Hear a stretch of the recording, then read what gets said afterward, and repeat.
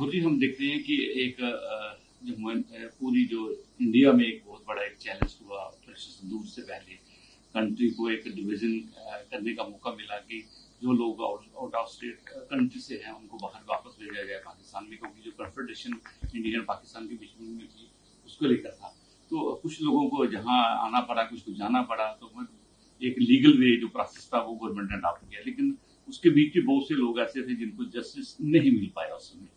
तो you have to fight, आपने बहुत ज्यादा फाइट किया उसके लिए कि लोगों को जस्टिस मिल सके। और वन ऑफ द क्लाइंट आपके पास एक था, क्या नाम है उसका, और किस प्रकार की उनकी जो ग्रीवेंसेस थी, तो किस प्रकार आपने उनको जस्टिस? देखिए, पहलगाम हमले के बाद भारत सरकार ने एक आदेश निकाला, जिस आदेश के चलते तमाम पाकिस्तानी नेशनल्स जो हिंदुस्तान में रह रहे थे उन्हें 24 घंटे के अंदर अंदर पाकिस्तान डिपोर्ट करना था। लेकिन इस आदेश में दो तरीके के पाकिस्तानी नेशनल्स को एक्सक्लूड किया गया था, बाहर रखा गया था। वो एक तो डिप्लोमेटिक वीज़ा होल्डर्स और दूसरे लॉन्ग टर्म वीज़ा होल्डर्स थे। यानी वो पाकिस्तानी नेशनल्स जो हिंदुस्तान में लॉन्ग टर्म वीज़ा लेके रह रहे हैं या डिप्लोमेटिक वीज़ा के आधार पर रह रहे हैं, उन्हें डिपोर्ट नहीं किया जाएगा। इसी क्रम में जम्मू की रहने वाली रक्षांदा रशीद, जो पिछले 38 साल से जम्मू में रह रही थी, यहाँ पे उनकी शादी इंडियन नेशनल से हुई थी, उनके बच्चे यहाँ पे थे, जो एक एलटीवी होल्डर थी, उन्हें भी किसी तरीके से डिपोर्ट कर दिया गया। कारण ये रहा कि उनका एलटीवी एक्सपायर हो चुका था, लेकिन एक्सपायरी से पहले उन्होंने समय रहते अप्लाई कर दिया था। अप्लाई करने के बाद पूरा प्रोसेस फॉलो कर लिया था, लेकिन तब तक एक्सटेंशन आई नहीं थी। तो उस संबंध में भी कानून यही रहता है कि अनलेस रिजेक्टेड, जब तक रिजेक्ट नहीं होता तो आपको एलटीवी ग्रांटेड, डीम्ड ग्रांटेड माना जाएगा, अगर आपको पहले मिला और आप एक्सटेंशन अगर सीख करें। लेकिन फिर भी जिस तरीके की परिस्थिति थी, अथॉरिटीज़ ने उन्हें वाघा बॉर्डर से पाकिस्तान वापस भेज दिया। उसके बाद ये कानूनी प्रक्रिया शुरू हुई और जम्मू कश्मीर हाईकोर्ट में हमने और उनके परिवार के माध्यम से ये याचिका लगाई, एक रिट पिटिशन फाइल की। अब रिट पिटिशन में अल्टीमेटली यही कहा गया था कि आप इन्हें लॉन्ग टर्म वीज़ा ग्रांट कीजिए और ग्रांट करने के बाद इन्हें यहाँ पे हिंदुस्तान में रहने दीजिए। प्रैक्टिकल डिफिकल्टी ये थी कि इन्हें पाकिस्तान डिपोर्ट कर दिया गया था और पाकिस्तान के साथ जो भारत के संबंध भी हैं वो किसी से छुपे नहीं हैं। अल्टीमेटली रिट कोर्ट ने, सिंगल जज ने एक आदेश दिया, जिस आदेश में केंद्र सरकार को ये कहा गया कि 10 दिन के भीतर भीतर आप इन्हें पाकिस्तान से वापस लेके आइए और हिंदुस्तान में रहने दीजिए, given the facts and circumstances of the case. इस आदेश को, जम्मू कश्मीर हाई कोर्ट के इस सिंगल जज के आदेश को, भारत सरकार ने जम्मू कश्मीर के डिवीजन बेंच के सामने चुनौती दी। डिवीजन बेंच में ये मामला चल रहा था और 4-5 सुनवाई के बाद हमने भी इस तरीके से आर्ग्यूमेंट्स रखे कि हमारी कोई ये अप्रोच नहीं है कि हम सरकार के खिलाफ या सरकार को एम्बेरस करने के लिए एक एडवर्सेरियल अप्रोच लेके यहाँ पे खड़े हैं। We are trying to work out a solution. Ultimately परिस्थिति ऐसी बनी कि केंद्र सरकार की तरफ से उनके जो अधिवक्ता हैं तुषार मेहता जी, जो सॉलिसिटर जनरल ऑफ इंडिया, उनकी तरफ से ये आया कि इस विषय में हमें पॉलिटिकल लेवल पे बात करनी पड़ेगी before I make my submissions, या केस में आर्ग्यूमेंट्स स्टार्ट हो सके। तो उसके लिए कोर्ट ने समय दिया 4-5वीं डेट पे, और फिर अल्टीमेटली पॉलिटिकल लेवल पे एक डिसीजन हुआ, जिसकी जानकारी तुषार मेहता जी ने, जो केंद्र सरकार के होम मिनिस्ट्री, गृह मंत्रालय के जो वकील हैं इस केस में, उन्होंने उसकी जानकारी कोर्ट को दी और ये कहा कि भारत सरकार मान गई है इस महिला को विजिटर वीज़ा देके भारत में वापस लाने के लिए। तो भारत सरकार ने पॉलिटिकल लेवल पे ही ये डिसीजन लिया कि हम इस महिला को पाकिस्तान से भारत लाएंगे विजिटर वीज़ा देके, और उसके बाद ये अपना लॉन्ग टर्म वीज़ा वाला जो प्रोसेस है यहाँ पे प्रोसेस कर सकती हैं। तथ्यों के आधार पे, यानी इस केस के पेक्यूलियर फैक्ट्स एंड सर्कमस्टांसेस को देखते हुए एक मानवतावादी अप्रोच भारत सरकार ने अडॉप्ट की और केस बिना लड़े ही तमाम पार्टीज इसमें जीत गई। केस में आर्ग्यूमेंट्स नहीं हुए। एक स्टेज थी जब आर्ग्यूमेंट्स हो रहे थे, वो आर्ग्यूमेंट्स करके हमने एक ऑर्डर ऑब्टेन किया था, आदेश करवाया था केंद्र सरकार को कि 10 दिन के अंदर अंदर लाइए। उस आदेश की चुनौती हुई, लेकिन फिर एक डिसीजन हुआ पॉलिटिकल लेवल पे, गृह मंत्रालय के लेवल पे, और इस महिला को वापस लाने का निर्णय सरकार ने ले लिया। इसी तरीके से कोर्ट ने भी अपने ऑर्डर में ये लिख दिया और बस आने वाले 10-15 दिनों में मुझे लगता है कि विजिटर वीज़ा की फॉर्मेलिटीज़ प्रोसेस करके वो पाकिस्तान से भारत वापस आ जाएंगे। इसमें सबसे बड़ा पेज ये है कि भारत और पाकिस्तान के बीच कन्फेडरेशन अभी चल रही है, अभी तक वो किसी स्टेज पे नहीं पहुंची है। इस हालात में क्या पाकिस्तान उसको अगेन वापस भेजेगा, डिपोर्ट करेगा? क्या उनके साथ जो कम्युनिकेशन है, एक जो कॉरस्पॉन्डेंस होती है मिनिस्ट्री ऑफ एक्सटर्नल अफेयर से या होम से, तो किस प्रकार का? देखिए, मैंने आपको पहले ही बताया कि जो लॉन्ग टर्म वीज़ा होल्डर्स और डिप्लोमेटिक वीज़ा होल्डर्स हैं, उनके लिए टनल चैनल्स तो खुले हैं। दूसरा, हाई कमीशन हमारा पाकिस्तान में इस समय कार्यरत है, काम कर रहा है। तो अल्टीमेटली विजिटर वीज़ा के लिए इन्हें अप्लाई हाई कमीशन जो इस्लामाबाद में स्थित है वहीं पे करना है, भारत का होगा।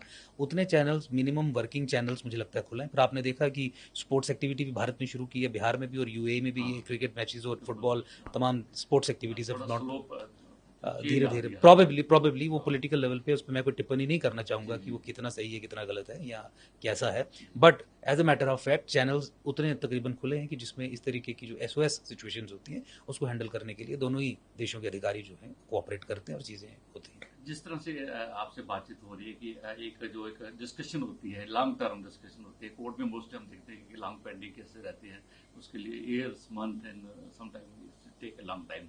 इसमें डिस्कशन के लिए भी टाइम नहीं दिया गया, और क्या लगता है इसकी ह्यूमैनिटेरियन ग्राउंड को सामने रख के भी कुछ फैसले लिए गए? देखिए बिल्कुल कुल मिला के 90-95 दिन का ये समय रहा। 90-95 दिन पहले आप जानते हैं अप्रैल में इनकी डेपुटेशन हुई थी और अप्रैल से ही ये संघर्ष शुरू हुआ था। हाई कोर्ट भी केम टू आवर रेस्क्यू और उसके बाद फिर डिवीजन बेंच में भी मामला पहुंचा, वहाँ पे भी 4-5 सुनवाई बैक टू बैक छोटी छोटी डेट्स फिक्स करके हुई और अल्टीमेटली मानवता को आधार बना के भारत सरकार ने पॉलिटिकल लेवल पे ये फैसला लिया और कोर्ट में ये कह दिया कि जो ये मांग रहे हैं हम इन्हें देने के लिए तैयार हैं। रास्ता उसका विजिटर वीज़ा ग्रांट करके उन्हें पाकिस्तान से वापस हिंदुस्तान लाने का है, क्योंकि 38 साल से यहाँ रह रही हैं, यहाँ पे उनके बच्चे हैं और अब शायद ग्रैंड चिल्ड्रन भी होंगे।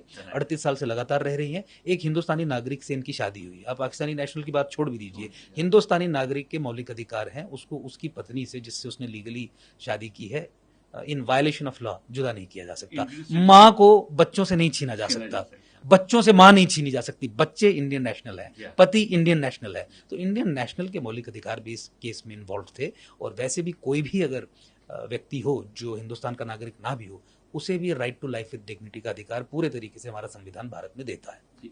उन्होंने इंडियन सिटीजनशिप के लिए भी किया था, तो आई थिंक शायद उनके पास भी कोई लीगल डॉक्यूमेंट है। देखिए इंडियन सिटीजनशिप के लिए नेचुरलाइजेशन के प्रोसेस के जरिए शी इज फुल्ली एलिजिबल और उस संबंध में इनकी फाइल में पॉजिटिव रिकमेंडेशंस भी थी, लेकिन सिटीजनशिप इन्हें नहीं मिल पाई थी क्योंकि सिटीजनशिप ग्रांट करने का प्रोसेस या तो बहुत स्लो रहता है या फिर उसे ठंडे बस्ते में डाल दिया जाता है, खासकर तब जब पाकिस्तानी नेशनल्स इन्वॉल्व हों। उसके कई कारण हो सकते हैं, उन कारणों पर अथॉरिटीज टिप्पणी कर सकती हैं, बट अगर आप सिटीजनशिप एक्ट देखें, संविधान को देखें, तो नेचुरलाइजेशन यानी 11 साल के बाद यहाँ रहने के बाद, यहाँ की भाषा सीखने के बाद और इंडियन स्पाउस होने के आधार पर या बच्चे होने के आधार पर she is otherwise fully eligible subject to meeting of other requirements जो Ministry of Home Affairs prescribe करती है अपने कानूनों में। तो मुझे लगता है कि उस संबंध में भी भारत सरकार कोई निर्णय लेगी, लेकिन उससे पहले लॉन्ग टर्म वीजा की जो एप्लीकेशन इनकी पेंडिंग थी उस प्रोसेस को परस्यू करने का जो विंडो है वो ओपन हुई है सरकार की तरफ से भी और कोर्ट ने भी अपने आदेश में यही कहा है। तो मुझे यही लगता है कि आने वाले कुछ समय में ये सब चीज़ें अपने लॉजिकल कंक्लूजन तक पहुंचेगी। अगर भारत सरकार उन्हें पाकिस्तान से वापस ला रही है और फिर ये कह रही है कि इनकी लॉन्ग टर्म वीज़ा की एप्लीकेशन भी कंसिडर होगी, तो मुझे लगता है कि फर्दर रिजल्ट जो हैं वो पॉजिटिव ही होंगे।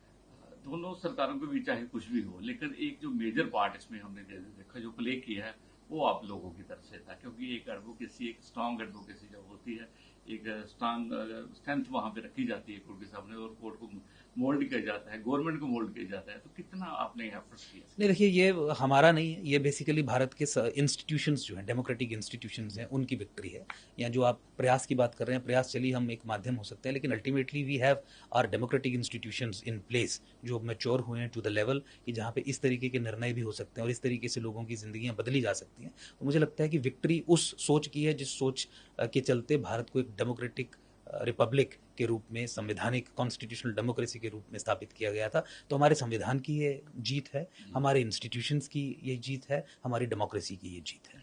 भारत न्याय संहिता हम क्या कह सकते हैं कि दुनिया में से सबसे सुप्रीम है, क्योंकि उन्होंने एक ऐसे मतलब एक मैजिकल फैसले जो हमारे सामने आ रहे हैं, क्योंकि शायद पाकिस्तान में ये होता तो ये फैसले का कोई नसीब नहीं होता, पाकिस्तान लेकिन इन भारत में इन चीजों का फैसला होना और एक ह्यूमैनिटी ग्राउंड को भी सामने रखना और हमारे संविधान को भी सामने रखना और ये सब चीजों को मिला के किस प्रकार, तो मुझे लगता है कि ये दर्शाता है कि भारत सरकार किस तरीके से प्रतिबद्ध है संविधान और संविधान की मूल भावना की रिस्पेक्ट और संविधान की मूल भावना को फॉलो करने में in letter and spirit. Pakistan is a rogue nation, वहाँ Pakistan is not even a nation, it has an army which has a nation, जैसा पाकिस्तान के बारे में कहा जाता है। आर्मी और एनार्की, टेररिज्म, आतंकवाद, हिंदुस्तान भी उससे ग्रस्त है। वो एक सेपरेट विषय है कि पाकिस्तान से उस फ्रंट पे कैसे निपटना। भारत सरकार निपट भी रही है और मुझे पूरी उम्मीद है कि प्रधानमंत्री मोदी जिस तरीके से ऑपरेशन सिंदूर के बाद पाकिस्तान और पूरे देश में आतंकवाद से लड़ने का बीड़ा उठा के आगे बढ़ रहे हैं, उन्हें उसमें सफलता भी मिलेगी, मिली भी है, हमेशा से मिली है पिछले 11 वर्षों में। तो मुझे लगता है कि पाकिस्तान और हिंदुस्तान का कंपैरिजन इस संबंध में करना किसी भी तरीके से बनता नहीं है। पाकिस्तान एक रोग नेशन है, पाकिस्तान एक फेल्ड स्टेट है, पाकिस्तान एक इनसिक्योर स्टेट है, पाकिस्तान एक टेररिस्ट स्टेट है। State of Pakistan is a terrorist state. हालांकि दुनिया को अभी मानना बाकी है, but it is not a state जो एक नॉर्मल एक सिविलाइज्ड वर्ल्ड में जिसकी एग्जिस्टेंस आप सुनिश्चित कर सकते हैं, वहाँ के लोग जो हैं मुझे लगता है कि अपनी स्टेट से भी ग्रस्त हैं, और जल्द ही भारत जो है वो प्रधानमंत्री मोदी के नेतृत्व में मुझे लगता है कि इनका अच्छे से इलाज करने का काम करेगा। बड़ा स्टेप लेंगे शायद। मुझे लगता है कि बिल्कुल आप जानते हैं जिस तरीके से भारत का रहा है, पहली बार ऐसा हुआ कि आतंकी हमले हुए और भारत ने घुस के अंदर जाके मारा। ये डॉक्ट्रिनल चेंज है, और अभी भी प्रधानमंत्री मोदी ने और भारत सरकार ने ये कहा कि any act of terror will be considered as an act of war. तो ये एक डॉक्ट्रिनल चेंज जो है, ये छोटी मोटी चेंज नहीं है, ये एक सेंटेंस नहीं है। एक आतंकी हमला होगा, उसे युद्ध की उद्घोषणा भारत के खिलाफ समझा जाएगा, माना जाएगा। मुझे लगता है ये कहना, ये करना और फिर उसे करके दिखाना एक अनप्रेसिडेंटेड चीज़ है। भारत एक सशक्त देश के रूप में आगे बढ़ रहा है, और यही भारत का सशक्तिकरण जो है पाकिस्तान के जितने भी कुकृत्य हैं उनका समाधान और उनका इलाज करने का काम करेगा। अंकुर जी, लास्ट में एक सबसे बड़ी एक होप आपने एक लोगों के मन में एक जागृति पैदा कर दी है। लोग में एक जाग चुके हैं बहुत सारे लोग, और बहुत से लोग कुछ ऐसे भी हैं जिनको जस्टिस नहीं मिला। जैसे इस मामले में आपने जस्टिस दिलवाया, तो क्या सबके लिए धीरे धीरे रास्ते खुले? देखिए, सबके लिए होगा, लेकिन मैं एक बात स्पष्ट कर दूं कि जस्टिस जो है वो कानून के दायरे में रह के होता है। भारत सरकार ने तय किया कि लॉन्ग टर्म वीजा होल्डर्स को हम नहीं भेजेंगे, इसलिए हम कोर्ट गए। पाकिस्तानी नेशनल्स के फेवर में कोर्ट में जाने का कोई कारण बनता नहीं है, लेकिन पाकिस्तानी नेशनल जो हमारे कानून के हिसाब से उसके फ्रेमवर्क में फिट हो रहा है, तो कानून के माध्यम से कानूनी प्रक्रिया को आगे बढ़ा के उनके फेवर में कोई निर्णय करवाना मुझे लगता है कि हमारे संविधान की जीत करवाने बराबर है। आज लोग मुस्लिम अपीजमेंट के चलते ग्रस्त हैं। जिस तरीके से तमाम जो सो कॉल्ड सेक्युलर पार्टीज हैं अपीजमेंट के चलते जिस तरीके से देश को अंदर से खोखला कर रही थी, तो अल्टीमेटली मुस्लिम अपीजमेंट का सोल्यूशन तो establishment of rule of law है कि कानून के हिसाब से सबको बराबरी के तौर पे ट्रीट किया जाए, किसी की अपीजमेंट ना की जाए, किसी का तुष्टीकरण ना किया जाए। तो तुष्टीकरण का आंसर रूल ऑफ लॉ है। तो इसलिए मैंने कहा कि कानून को आधार बना के रूल ऑफ लॉ के आधार पर अगर किसी मुसलमान को, किसी पाकिस्तानी नेशनल जो हिंदुस्तान के लीगल फ्रेमवर्क में फिट होकर यहाँ पे उसका बेनिफिट ले सकता है, उसे बेनिफिट मिला है, तो ये मुस्लिम अपीजमेंट का आंसर भी है। और भारत सरकार की प्रतिबद्धता भी है इस तरीके का स्टैंड लेके इस चीज के प्रति कि हम तुष्टीकरण के लिए नहीं है, हम रूल ऑफ लॉ को एस्टैब्लिश करेंगे। आज रूल ऑफ लॉ की एस्टैब्लिशमेंट के चलते अगर किसी मुसलमान को फायदा हुआ है, तो ये हमारी प्रतिबद्धता रूल ऑफ लॉ में दिखाता है, ना कि मुसलमानों के प्रति किसी तरीके की तुष्टीकरण की नीति के जरिए। तो मुझे लगता है कि इस दृष्टिकोण से देखना चाहिए, और कोई भी व्यक्ति हो भारत में जो कानून के दायरे में किसी भी तरीके का बेनिफिट पा सकता है, क्योंकि भारत ने कानून बनाया है, उसे वो बेनिफिट मिलेगा। और उस बेनिफिट को दिलवाने के लिए हम पूरे तरीके से, जो हमारा रोल लिमिटेड है, उसके लिए प्रतिबद्ध रहेंगे। कोई भी व्यक्ति जो ये समझता है कि कानून के दायरे में रह के उसके साथ अन्याय हुआ है, वो हमारे पास आ सकता है, और उसको न्याय दिलवाने के लिए हम एड़ी चोटी का जोर लगा के अपने सिस्टम्स को आगे बढ़ाएंगे। Thank you sir. धन्यवाद।